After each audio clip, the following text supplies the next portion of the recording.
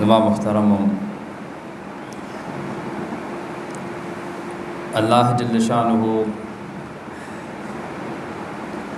په منګه تاسو باندې بشمیره نعمتونه کړی او بیا خصوصا که منګه تاسو د خپل بدن ته وګورو نو دې بدن کې الله جل شانه منګه تاسو ته بشمیره نعمتونه راکړي نبی کریم صلی الله علیه وسلم ارشاد فرمای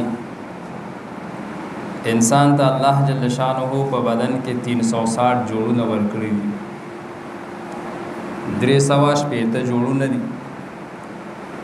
او د هر جوړ په بدل کې روزانه په باندې صدقه لازم ده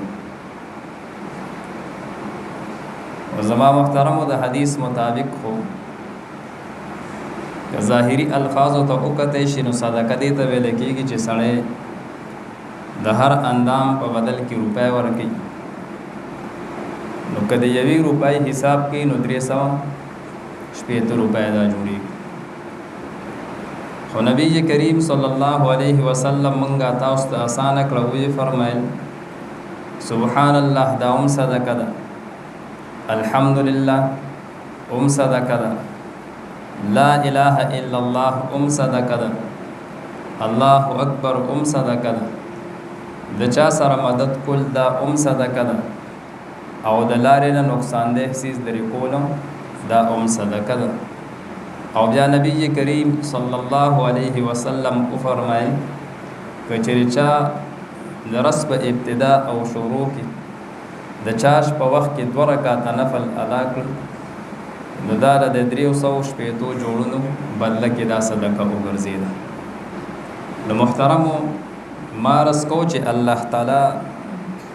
زمونږه تاسو په دې بدن کې مونږه تاسو ته بشمیره نعمتونه راکړي غوګونه سترګې جبا لاسونه خپې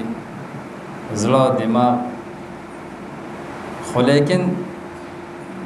دغه نعمت دا بد الله جل شانه د مرزه مطابق مونږه تاسو استعمالو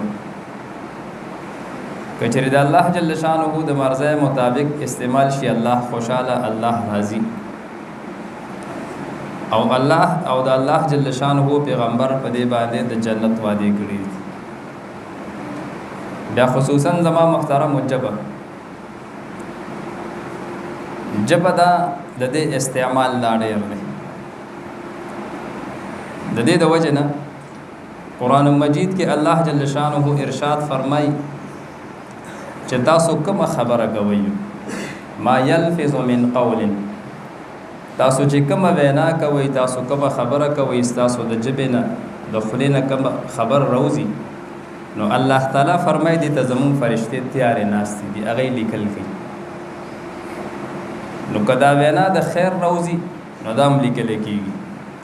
او کدا وینا د شر نو دام لیکل کیږي کدا وینا ذکر اسکار دي نو دام لیکل شو او کدا کنزل دي بدرت دي نو دام لیکل کیږي کدا وینا د دین د ترقې د پاره وي نو دام د الله جل شانه په دربار کې ولي کله شي کدا د دین خلاف نو دام لیکل کی نو زما محترمو مشران وای چې کومه خبره کینو اول او تعالی بیا وک اول خبره او تعالی نو بیا خبره زما محترمو تعالی نه مراد دا چې وګورا د قران او د حدیث مطابق ده په دې خبره الله او د الله پیغمبر خوشحاليږي او کنه د خبر باندې د الله پیغمبر او الله جل شانه ناراضه کی